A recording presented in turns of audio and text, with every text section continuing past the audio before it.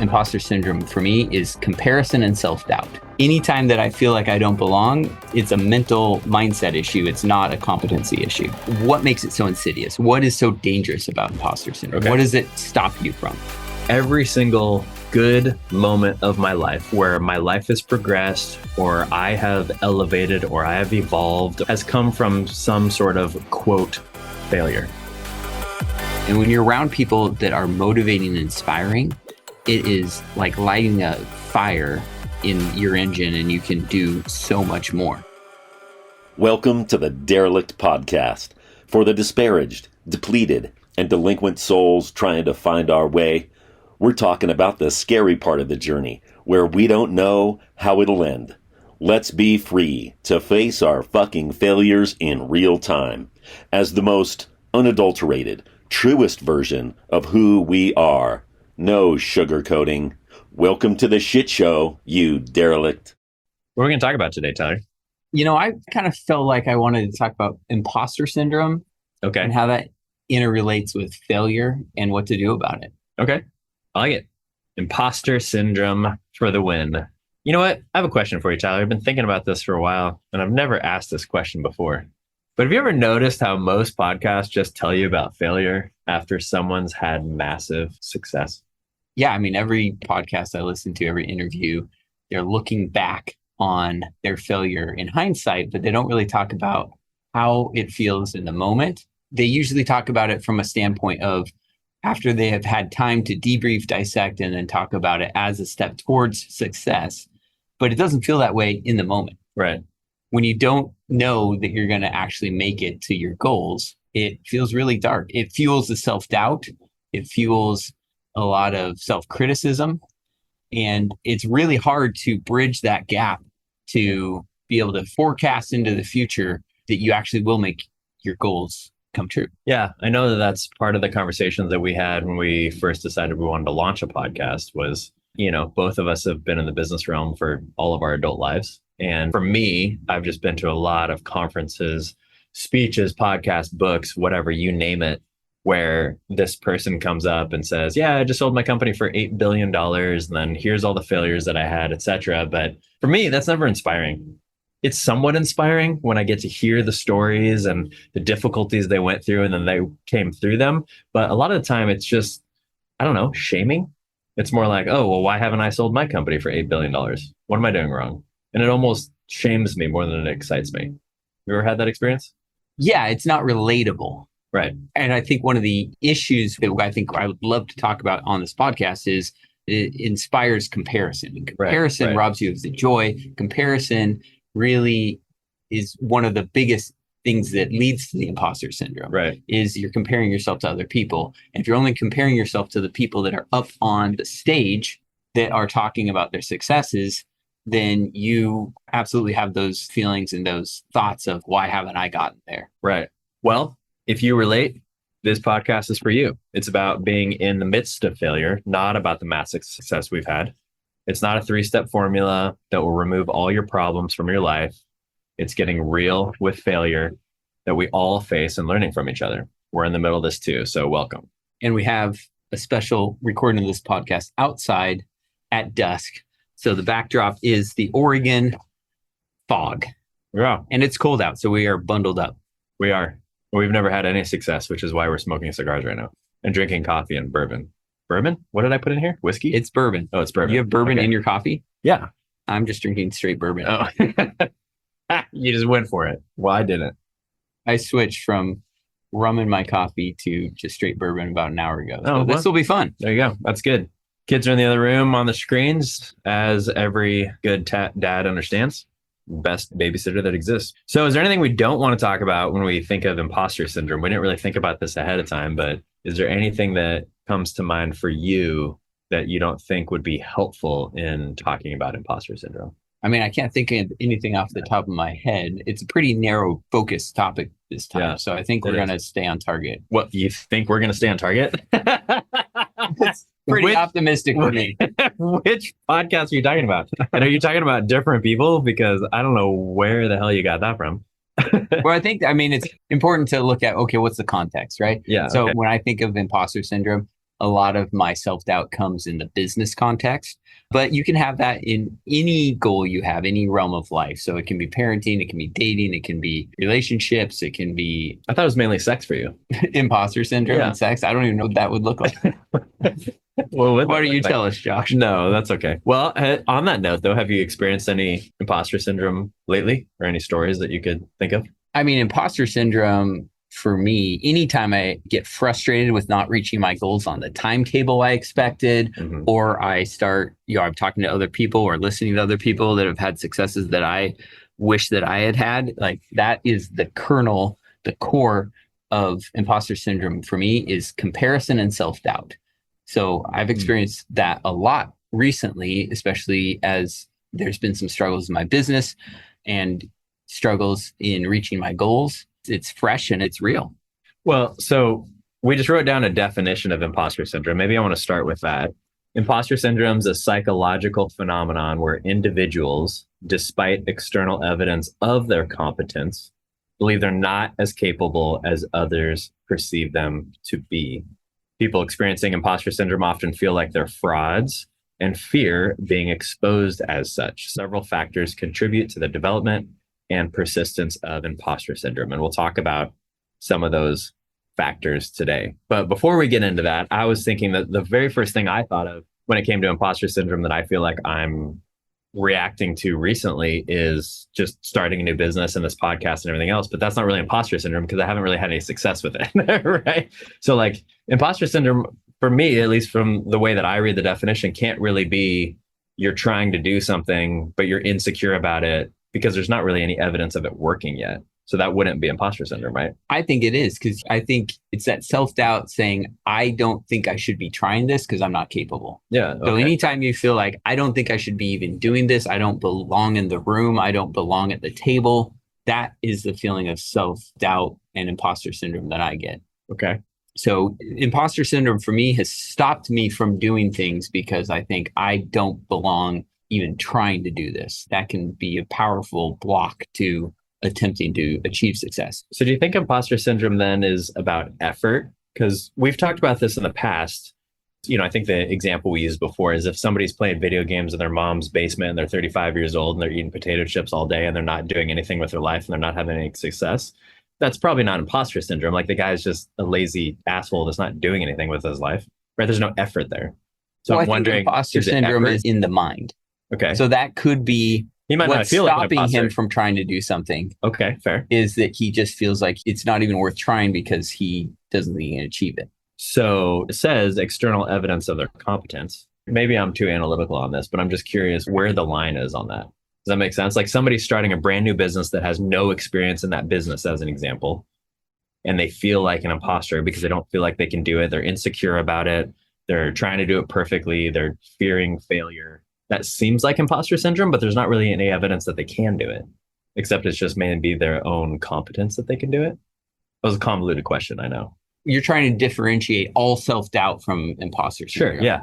Okay. I don't know if it really matters. To me, imposter syndrome is kind of the most ironic form of self-doubt because you feel like an imposter and that may be warranted. I think you're saying sometimes it's warranted.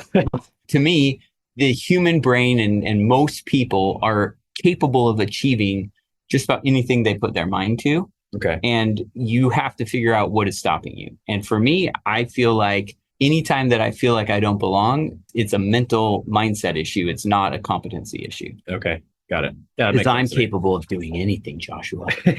Well, maybe just for everyone out there, we like to talk a little bit about what we are going to talk about today. And here's the couple of ideas that we came up with. Number one, just talking about what imposter syndrome really is, which we've already dove into that a little bit. So what is imposter syndrome? Maybe what are the causes? Where does it come from? How you have self-awareness about the fact that this is actually what's happening, how maybe you can overcome it. What is the antidote to overcoming imposter syndrome? And then, of course, we'll talk about key takeaways and the best part for last. Stay tuned. Ooh, mystery package. Let's see what happens. So should we talk a little bit about maybe why people experience it? So you started a story. Maybe I'll tell a story as well. And I referenced this a moment ago, but I, as of the recording of this podcast, started a new company a couple months ago that is completely different. So for anybody that's listening, maybe you can relate to this. So picture, if you're listening, imagine or picture that you've been doing the same thing for most of your life. So for me, I've been in finance for pretty much my entire adult life. For the last 17 years, that's what I've been doing. And this new business is really more on the entertainment side of things, coaching, etc. It also Self-help. includes, self-help, this podcast, all that sort of thing. But it's very, very different. I mean, I don't know if I could think much more of right brain versus left brain than the two different careers that I'm transitioning to. So for me, I think there's definitely a part of me that has that side of my brain that I've been utilizing so much the last 17 years. And I think, well, how could I possibly even utilize the other side? Like, I'm so ingrained in all of this, but I think it's imposter syndrome. And here's the reason why I think so. Tell us, Josh. So even being in finance, I've been doing coaching with clients for years. And part of the new business also involves coaching. So that's kind of a seamless transition. But for whatever reason, because it's a different demographic or category in my head, I feel like it's not going to work. That seems like imposter syndrome, doesn't it? It does. And that's why I think it's kind of dangerous to try to delineate capability and be like, oh, well, you deserve to feel imposter syndrome. I think for most of us that are high achievers, or at least have that high ambition and drive, that pretty much most is self-doubt where you don't feel like you belong and you don't feel like you deserve to attempt to achieve something. That is the core of imposter syndrome. Yeah, I like that. Well defined. Are there any other elements of imposter syndrome or maybe the causes that we should talk about? Well, I think the most productive thing to talk about imposter syndrome is what makes it so insidious. What is so dangerous about imposter syndrome? Okay. What does it stop you from? And for me, I was just thinking it stops me from just starting. That's the worst, right? If you don't start a goal or don't start to try to attempt something, your success chances are zero. Right. Right. Yeah. So that's the worst thing that can happen with imposter syndrome is you don't even try. It also stops you from asking for help because you have people that may have achieved exactly what you want to achieve, but you don't feel like you can even ask for help and ask how did they achieve it, ask for support. It's caused me to quit too early on stuff because I feel like I should have achieved it by now. Right. I can't remember the exact quote, but someone that I was listening to recently said that the biggest determination of success is just the resilience and the not quitting. If you keep trying and you don't quit, then your success is inevitable. Yeah, that makes sense. You know, going back to the whole fear of failure, being a part of imposter syndrome, I'll again go back to myself here for a second and starting this new business. For me, I decided that the only way I was going to start transitioning into a new business and trying to figure out how to make money from it, from my old business, was that I had to start maybe lightly burning the ships. You know, so there's that analogy, right, where the general goes to the island and gets all the people in the military off of the boats, and that's where all the bad guys are, and then they just burn all the ships so they can't leave. So the only option they have is to die or fight, right? That's basically the analogy. So for me, I was really scared to do that when starting a new company. So I didn't want to just completely burn the ships. So what I did instead, and what I have been doing, is that I've actually been taking a lot more risk in my business the last few months. And with that risk also is coming short-term payoffs, but I'm actually kind of shooting myself in the foot for long-term payoffs right now with what I'm doing business-wise, meaning I'm going to make less money in the future, but I'm making more money now in order to try to make money to start this new business. Right. And it also means that I'm kind of fucked in the future. So I don't know. Right now, it's kind of fun, though. Like, it's kind of exhilarating and exciting to be like, hey, I'm just going to do this and we're going to see what happens. Burning the ships is one of my favorite metaphors for going all in on something to try to achieve something. But I looked up the actual historical context. I can't wait. It's totally off, huh? And conquistador landed several ships on the new territory they were exploring. He burned at least 2 of the ships, or maybe all the ships, and his crew actually mutinied. They were like, fuck that. And they just left? Yeah. Really? Yeah. Did he leave with them or was he backfired? So he burned the ships, he was with some people, and then his crew left? Yeah. Oh, God. That's even funnier. But no, actually, I don't. There was still quite a bit. You know how many times I've heard that in a business context and no one's ever told that story? Yeah. So some of them left. The rest were basically stuck on the land and you had to move forward. So the idea is burn the ship so you cannot go backwards, Right. and you have no other option but to proceed forward. I actually like that analogy better because that's what's going to happen when you're going to burn ships, right? Some people are not going to Right. be on board no matter what you say. It's kind of that moment in every movie where the guy who's leading the charge of whatever fill in the blank looks at everybody and says, this is your last chance. If you need to leave, leave now. And I'm not going to fault anybody for leaving. And then either everybody stands there or everybody starts leaving, or some people start leaving and some people go with them, right? That's what I picture. Yeah. There's so many different movies, so that makes sense. I like that better. I like it better than everyone staying there. Because of course some people are going to be like, fuck you, man. I'm out. Yeah. And I mean, self-doubt is a battle of the internal dialogue, but there's also a lot of external critics that will tell you you're crazy when you're trying to attempt something new. So when we're talking about self-awareness of figuring out when you're experiencing imposter syndrome or when you're in the middle of it, I'm curious how self-aware you can be of that versus just being an egomaniac. Does that statement make sense? In other words, am I being an imposter right now, or am I just so full of myself that I don't think anything could ever fail? Everyone has that question, right? Am I... What question? The question of, am I just too full of myself, and is this self-doubt valid? Okay, yeah. But is that really the question that you should be asking? If you want to do something, why not go for it? Yeah. Now, you may need more tools, more education, more resources to be able to accomplish it, but stopping what you're trying to do or giving up on a dream really shouldn't be the answer. You should have a realistic idea of what it's going to take to achieve success. But as long as you stack those resources in your corner, then there should be no reason you shouldn't be able to go for any goal. Yeah, I agree with what you're saying, but I know for myself, I don't want to say but, like I'm disagreeing with you, because I'm not disagreeing with you. And I also know that for myself, I can be too realistic, or at least for me, it probably shows up as cynicism, honestly, where I'm like, oh, this is never going to work. And here's all the reasons it's not going to work. Like we were even having this conversation the other day just about like the podcast and everything else. We're like, well, here's all the different barriers. And I think sometimes I can get stuck on those so much that I don't just try it. Of all the people that I've met in the course of my career, this is going to be beautiful, isn't it? It has nothing to do with you. Oh, fuck. I thought you were going to just give me the nicest compliment right there. Not a chance. I'm going to edit in a compliment with your voice via AI. Yes. Just like the most beautiful comment. Of all the there. people I've met, Josh, you have the most potential for success. Oh, Tyler. That's beautiful. No, what I was going to say was, of all the people that I've met over the course of my career, I think I've only met 2 people that come to mind that truly are so full of themselves that they're trying to do things they have no competency to do. 2 people that inherently they're such dreamers. And we're talking thousands of people, yes. and you've met 2. 2 that I can say, I can identify, I'm like, consistently, you keep trying to do things you have no business trying. Huh. The rest, it is limiting beliefs.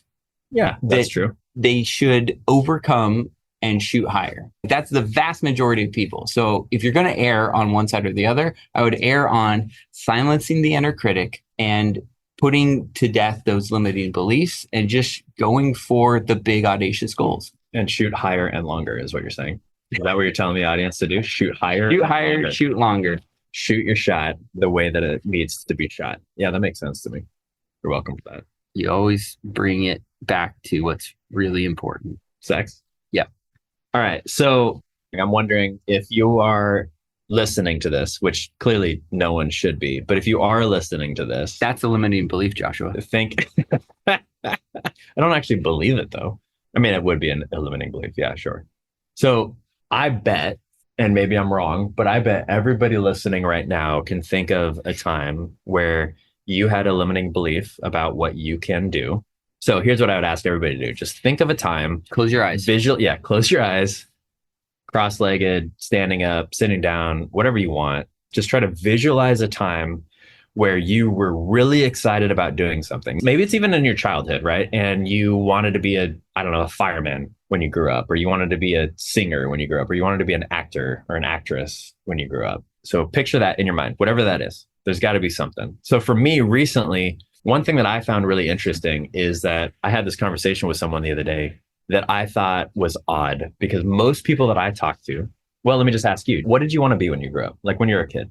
I'm not a good example Why? because I'm one of those megalomaniacs. Well, what did you want to I be? wanted to be the president of the United States. Okay. Really? Yep. That was the main thing? That is for career day. Is that at the only school. thing? That is what I dressed Wait, up are you as. talking like elementary school? Or Yeah, what? elementary Really? school. Oh, that's awesome. So what's stopping you now? I mean, you have all the qualifications. As I got to know the political system in America, I decided that is not what I wanted for my own life. Didn't want to be a politician in any shape, way, or form. So I relate to that. When I was in high school, I wanted to be an attorney. And then I went to school for pre-law to be an attorney. And then I interned for a few attorneys and just decided I hate that work. So I decided not to do it. But when I was a kid, I cannot remember for the life of me what I wanted to be. And only recently did I maybe link that to my brain when I was having a conversation with somebody. Because part of what I want to do is I want to make a movie. And I was trying to figure out, well, why do I want to make a movie? Well, I like writing, and I was really good at writing back in the day. I also really enjoy being kind of a goof and acting and doing those sort of things. And I have no experience doing any of them. And then as I was thinking about it, I was like, oh man, I wanted to be an actor. Really? Yeah. Huh. And it just clicked in my mind. And I was never in drama club or theater, etc., where you'd think that would make sense. But what I realized when I was thinking about all these things, I was like, well, what is the limiting belief to me making a movie and then maybe starring in it or acting in it or doing voiceovers in it, etc.? And my limiting belief is the fact that I could never do that because which side of the brain is like the finance, logical side? Is that the right or the left? I can't remember. I never remember. I know. I can't remember either. Whatever side it is, I've always thought that I'm just that side of the brain, so I can't be the other side, which is why I've had a hard time writing before, even though I was a really good writer. I won some awards when I was younger, etc. It's why I never did acting, etc. And I just now realized, finally, at almost 40 years old, as of this time of this recording, that that's what I want. And there's been this limiting belief in my head this whole time. Well, you can't do that because you don't have any of the success to do that, which to me defines imposter syndrome better than anything else I can think of. Yeah. Because I do have a lot of the skills to do that, but I've never done anything with it because I just think that, well, that's not you. It's kind of like, you grow up in a family where everybody's a doctor or a lawyer, right? And you're not going to be a doctor or a lawyer. So you're a huge disappointment. Yeah, I was just recalling a famous piece of literature where there's a young man who is surrounded by other people they're all making toys and he wants to be a dentist. Yeah. And he voices this to other people, but they keep shutting him down. And his name is Hermie. And Hermie is an elf that wants to be a dentist. And he has to fight through so much opposition to get to realize his dream. Yeah. And finally, he teams up with Rudolph the Red-Nosed Reindeer, and he takes the teeth out of the abominable snowman, and he realizes that he is capable. Which actually makes sense. So, self-awareness. Practically, how do you feel like somebody is able to just pause and reflect and try to figure out if it's these limiting beliefs that is causing this imposter syndrome? How do you know if you're in it? For me, one of the most powerful ways that have stopped me from limiting beliefs and imposter syndrome is other people speaking in my life and saying, hey, you can do this. Hey, you belong at this table. That's been really, really helpful.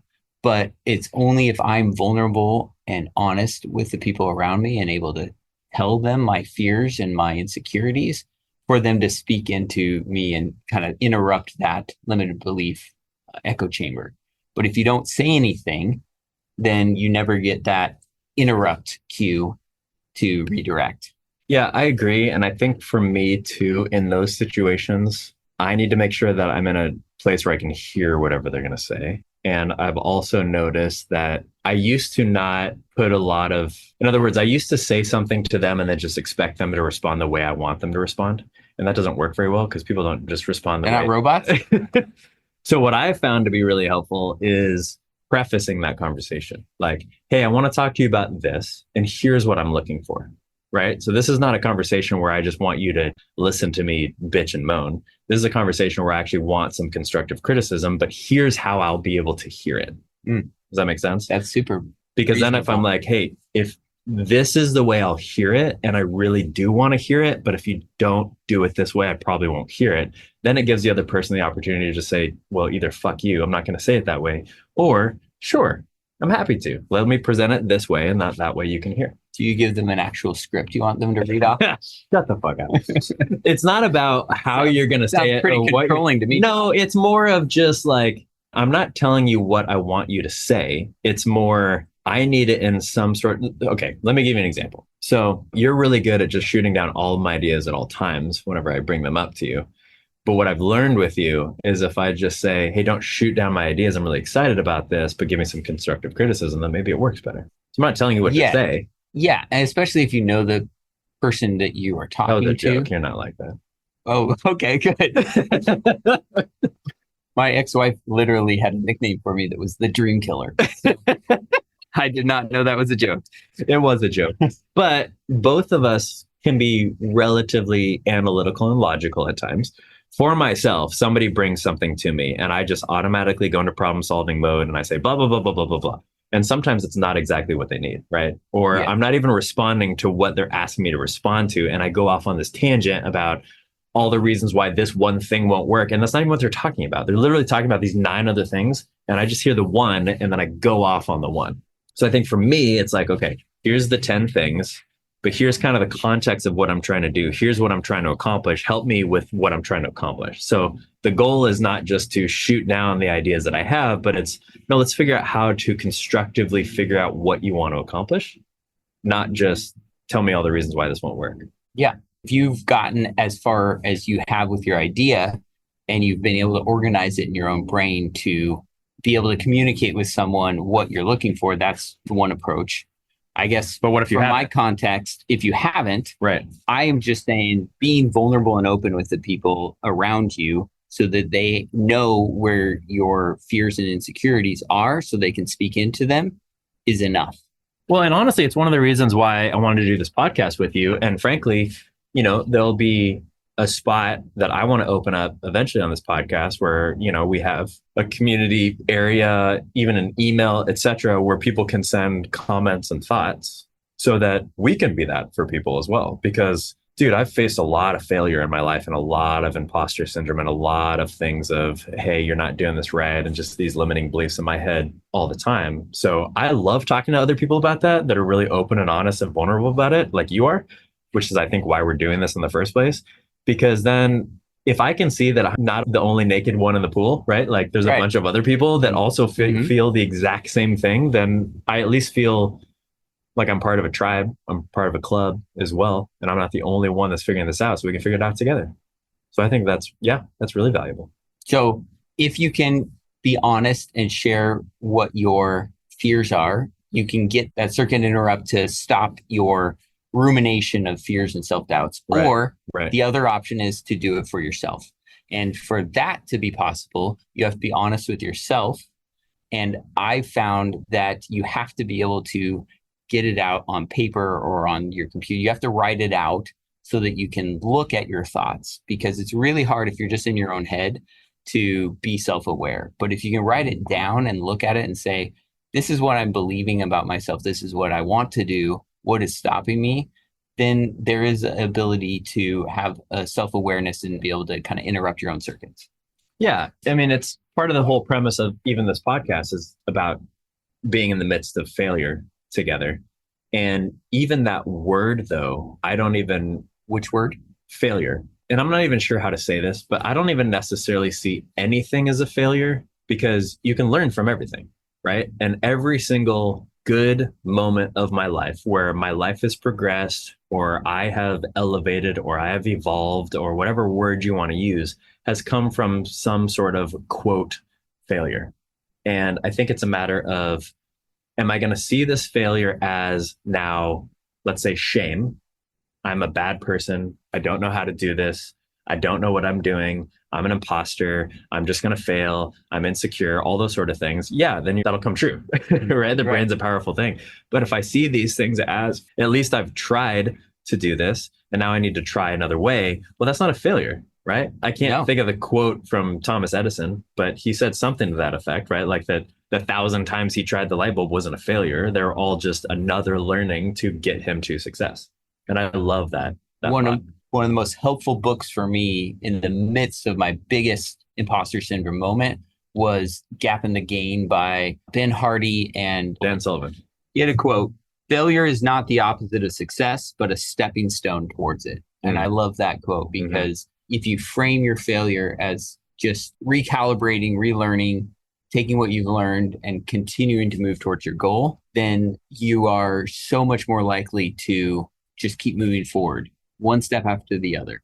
To me, that also makes me think of comparison, which is one of the things that we're going to talk about today. Because going back to the story that we talked about earlier in this podcast about, the billionaire that had all the failures and everything else. Well, if you're comparing your success, whatever, okay, so again, visualize whatever that you are wanting to accomplish that for whatever reason you have some limiting beliefs over. For me, when I visualize what that element is, so let's go back to making a movie as an example. I just compare myself to all the people that have already successfully made movies. Well, if I do that, I'm always going to be a failure, right? Because I haven't made a movie yet, right? But if I compare it to myself and where I've come from, well, right now I'm writing for the movie and I'm thinking of ideas for the movie and I'm writing things down and I'm spending time doing it, etc.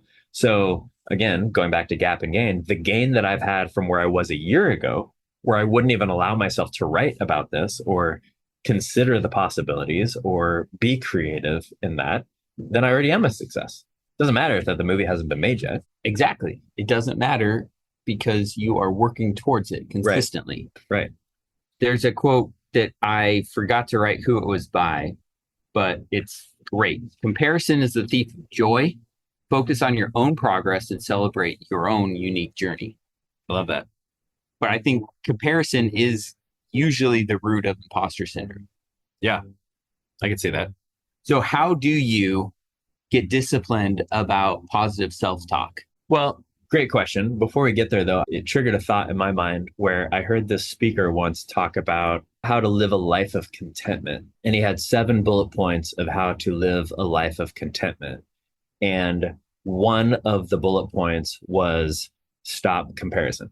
Because if you're comparing, there's always going to be somebody more successful. There's always going to be somebody more beautiful. There's always going to be somebody funnier. There's always going to be somebody that has made more, quote, of their lives than you in whatever category you are. There's always something, right? If you're doing that comparison, you can never, ever be happy with your progress. And conversely, if you compare yourself to people who haven't done as much as you, then you can stunt yourself in contentment and say, well, at least I've done more than them. Right. So either way, whether it's comparing yourself to people that you think have achieved more or less, it's taking the focus in the wrong direction and keeping you from doing what you really should be doing. I wasn't even thinking about the story until you just said that. But one thing that has definitely stunted my professional growth in the past is for a while, there were several years where, again, like I mentioned, I'm in the finance industry, and there was several years where I worked with this firm. There's a couple of partners and I was the lead. Like I did the most business in the entire office, but it was only because everybody else wasn't doing very much business. Yeah. But I felt like So a you hot felt shot. great. Yeah, I'm like getting all the awards. And I'm like, oh man, I'm fucking amazing. And then what really would open my eyes is I would go to these conferences or be around other people and be like, oh wow, I'm not doing anything. But I loved being in that bubble for a while where I was, big fish in a little pond, Yeah. so to speak. Because if I just keep surrounding myself with all these little fish and I'm always the big fish, well, I can feel great about myself. But what it did is it stopped me from getting where I actually wanted to go. Like I didn't want to be whatever this big fish was, but it was comfortable, right? Because there was no fear of failing because I was already there. And if I just competed against people that were not doing nearly as much business or whatever as I was, great. You felt good about yourself. I felt good about myself, but I didn't really at the end of the day. Like I thought I felt good about myself, but I didn't because I wasn't actually accomplishing or succeeding the way I wanted to, but it felt like I was. I think one of the key ingredients to success is surrounding yourself with people that intimidate you, but you have to have the internal resilience and resolve to be able to be around people that intimidate you without demeaning yourself and comparing yourself to them. Right. Because if you're around people that are at a higher level than you, then you will push yourself further than you thought you could, and they will push you, but you have to be able to hold your own in that room. Yeah, I agree. I mean, I don't read a lot of biographies or autobiographies, but I do hear a lot of stories of successful business people or even presidents as an example. I can think of several off the top of my head where one of the main elements of their story was that they were confident enough of themselves and their abilities to be in the room with people that they thought were way better than they were at various things. And that made them really great presidents, really great owners of companies, et cetera, because of the fact that they were there, they were confident, they knew what their role was, they knew how good they were at whatever their unique ability was, but they were also able to be there with people that were far better than them at a lot of other things. That's what I want to be. That's why I hang out with you. Of course. Because I want to be as cool as you one day. And so that's that balance of confidence and humility, right? And so you need to be able to have the confidence to be in the room, but the humility to know that there's a lot of other people that are doing a lot of amazing things that you're not as good at. And that's okay. So you're not insecure by being around those people. You're motivated to excel and you let them do things that you're not as good at. And that comes to mentorship, right? So mentorship, the people that shock me at how fast they grow are people that ask for mentors from people that are scary to ask for mentorship. And fair. Right? They shoot really high for amazing mentors. They're really genuine and authentic. And they also bring something to the table. They're willing to give of their time to get that mentorship. Yeah. Bring value to the mentors that they have in their lives. Yeah. I mean, I hate to admit this on a podcast, but it's about to be admitted. That story I was giving as an example when I was part of that firm and I was kind of top dog or whatever you want to call it.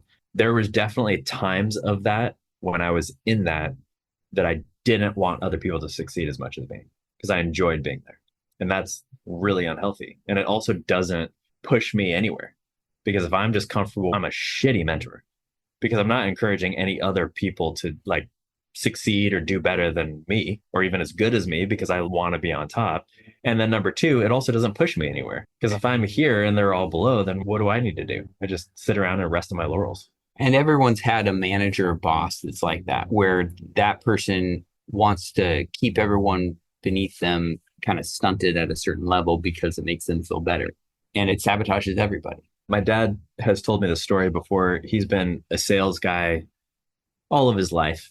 And he was, I can't remember what he was selling at the time. It might have been encyclopedias or computers. He sold a bunch of stuff in his career. I think it might have been school. Yeah. He was selling encyclopedias door to door. I'm pretty sure this is the story. And the goal was to sell one set a week because it was that difficult to do. Yeah. Okay. His manager always wanted them to work, 6 days a week, going door to door, selling encyclopedias. And his deal always was the moment I sell my set, I'm done for the week. That was my dad's goal. So if he sold them on Monday, he was done. He took the rest of the week off. If he sold them on Friday, he was done. He took the rest of the week off.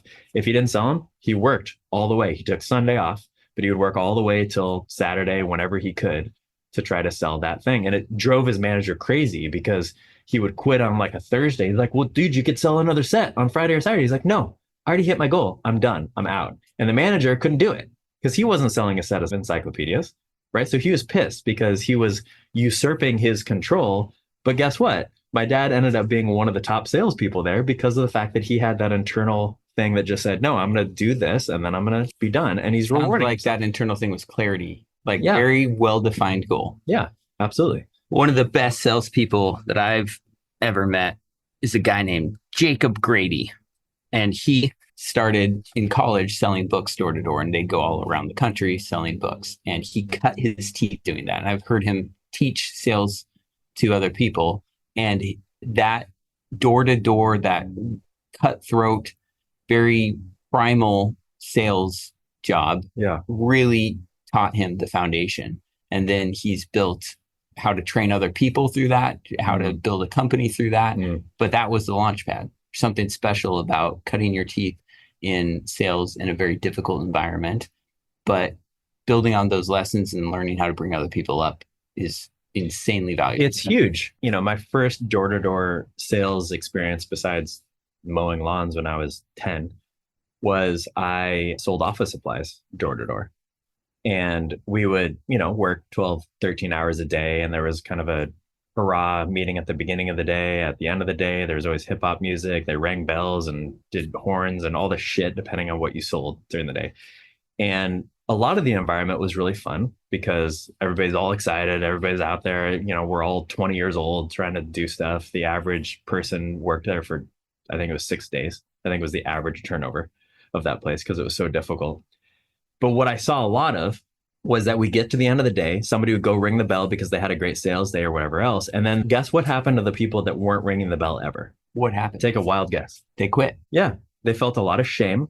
They thought, oh, I'm not as good as this other person. So they're comparing themselves. They feel like they're an imposter. They feel like, oh, I'm never going to do this, etc. And instead of it actually bringing everybody up, what I saw at that place while I was there, and I was only there for like a summer during college, but I was there long enough to see so many people leave just because it wasn't inspiring to most people. What it was is it actually shamed a lot of people. And people thought, oh, I can never do this. Because it became about the people ringing the bells. It wasn't the people ringing the bells helping other people ring the bells, right? Yeah. And that can be a toxic environment. Yeah, for sure. In terms of triggers for self-doubt Yeah. and imposter syndrome, I think it's worth noting that when someone does criticize you, or you're working with someone who puts you down, or that manager, boss, or partner, or anybody that is able to function in a capacity you just don't see yourself functioning at. They're better at some part of the job than you are, or everything seems to come easy to them.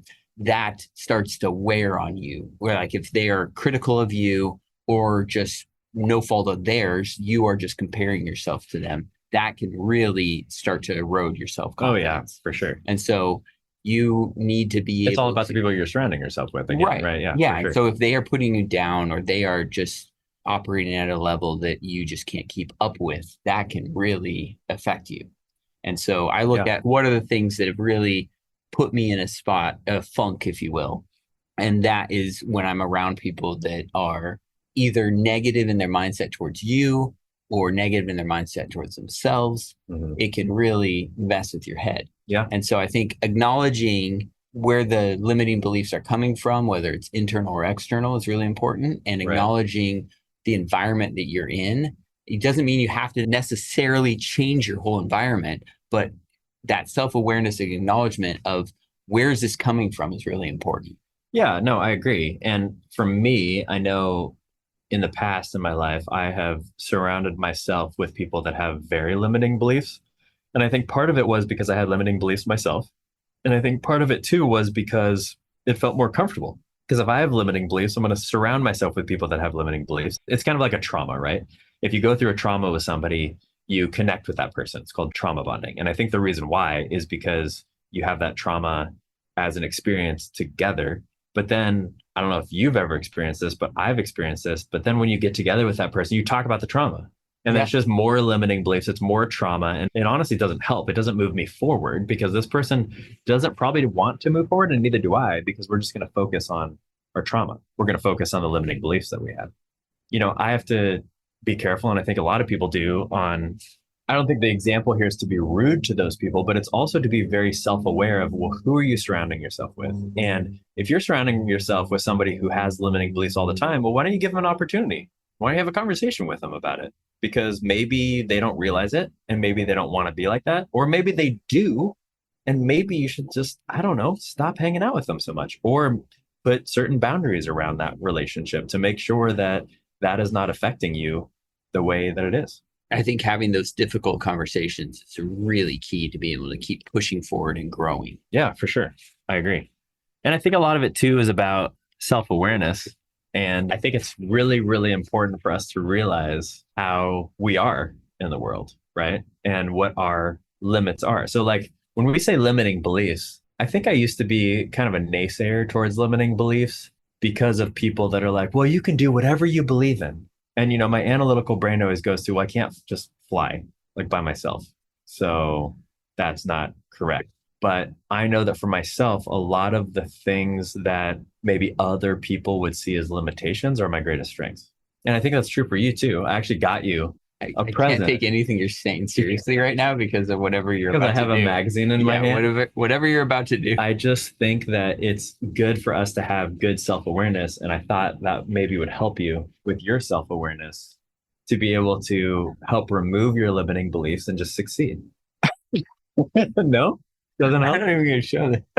You shouldn't show it. because it's definitely going to offend somebody. Yeah. 100%. And we're just going to say it on the podcast and not even talk about what it is, because then people are going to be curious. If you want to know what it is that Tyler's holding in his hand, shoot us a note and I will tell you, as long as you're not easily offended. I almost bought you a subscription for that. I really thought about it. Pretty much every weird magazine or thing that comes in the mail, I blame you for, like whatever it is. It's Well, I blame you for the Jehovah's Witnesses that texted me the other day. yeah. I mean, that must have been you. Did they reach back out to you, by the way, after that? Oh yeah. Once you're on their list, they never let you go. But did they reach out to you like right after they reached out to me? Because I told them, I said, oh, thank you so much for reaching out, but this is my work number. Could you text my personal cell phone? I really want to talk. And then I gave them your number. Yes, Did that work? yes, it, Good. I didn't know that was from you. We're not anti-Jehovah's Witnesses. We love them dearly. Some really great conversations. What other key takeaways did you have from this episode besides that magazine you're holding in your hand that you are going to read front to back 8 times over? So go back to, if the issue that's keeping you from achieving what you want is self-doubt, you need to surround yourself with a community of people that are positive in their mindset and encouraging in their words and actions. And when you're around people that are motivating and inspiring, it is like lighting a fire in your engine, and you can do so much more. So the community you're around, the people you expose yourself to are What is so funny? Are you just thinking about that magazine now? no, I The community that you expose yourself to. So I know I just said this, but repetition is the master of something. I don't even know the quote because it wasn't repeated enough to me. But the point is that surround yourself with those people. I also think, though, that give people the chance you haven't given them so far. In other words, maybe there are people in your lives where you see them as limiting your beliefs, or you're seeing them as being cynical, or you're seeing them as being negative. And maybe they don't even realize they're doing that. And maybe they don't want to be that in your life. And instead of, I think a fearful response is just running away, right? Creating a quote boundary and just leaving and then never having relationship with that person again. That's kind of the passive aggressive way of doing it, or the easy way of doing it if you're fearful of that. But I think the more courageous way of doing it is have a conversation with them. They might surprise you. I've had a lot of people surprise me over my years, and vice versa. I've surprised people as well, because we're not all aware of all of the things that we're doing at all times. Most of the time, when you avoid a difficult conversation, it's to protect yourself from that discomfort. Right. So I think courageous But is you're a good robbing, word. but you're robbing that robbing- other person too correct. from what you might Yes. help them with. It's a selfish act. So a lot of times I will do this myself, where I will say, oh, it's just not worth having that conversation because they're not going to receive it or something. But really, I am acting in my own self-interest because I don't want to have that uncomfortable conversation. Yeah. And if one of the messages here, one of the takeaways is to cut negative people out of your life, you can't do that in good conscience until you actually address it. So addressing that with a difficult conversation in love, in gentleness, talking to them about that. And then if they don't receive it and you still find that to be a toxic relationship, then you move on. But you have to be able to talk about it first. Yeah, absolutely. I agree. And if you want more talking points from there, go to thederelict.biz/talking points. That'll take you nowhere right now, but it will by the time this podcast airs. So, but we will have show notes. So you can go to the show notes for the absolutely. podcast. Yeah, you can. And we will have the References to the books references to and the quotes books and and all the that. quotes and additional resources. Absolutely. And we'd love for you to be a part of our community. And that means that you are here with us. We're vulnerable. We understand that we make mistakes. Obviously, you heard a lot about it today. But one of the things that I love about doing this with you, Tyler, is the fact that you've had a lot of success in your life in a lot of different areas of your life. I feel like I have as well. I feel like everyone has.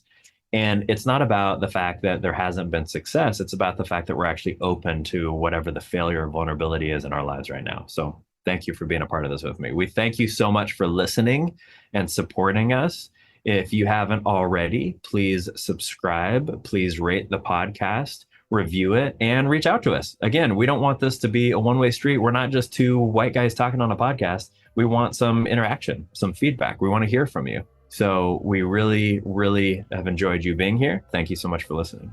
Yeah, the best way to give back to this community is to interact and to listen, subscribe, and give us a review. Yep. That would be great. So we look forward to next time. We're so glad you've been here, and we don't know how to sign off yet still. So we'll just sign off by saying we don't know how to sign off.